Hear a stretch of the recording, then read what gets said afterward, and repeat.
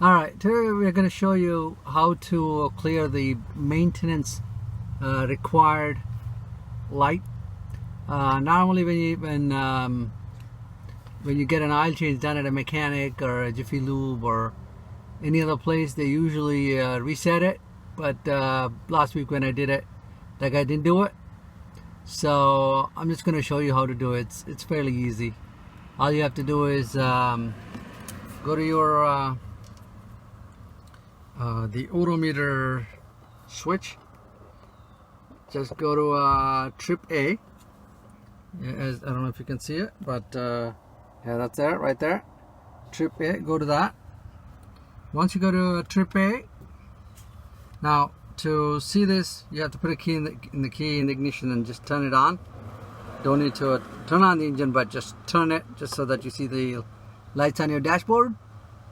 So right now, as you can see, it's in trip A, and then turn off the engine at this point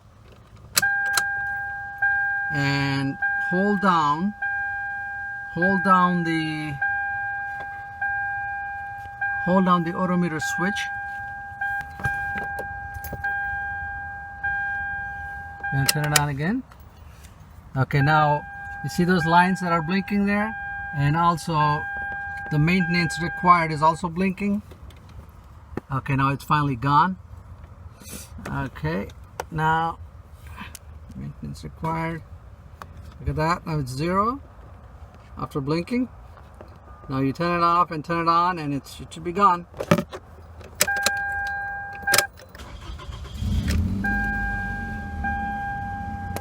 Okay, no more maintenance required light. And 2006 to 2009 Camrys, so it's fairly easy. Thank you for watching.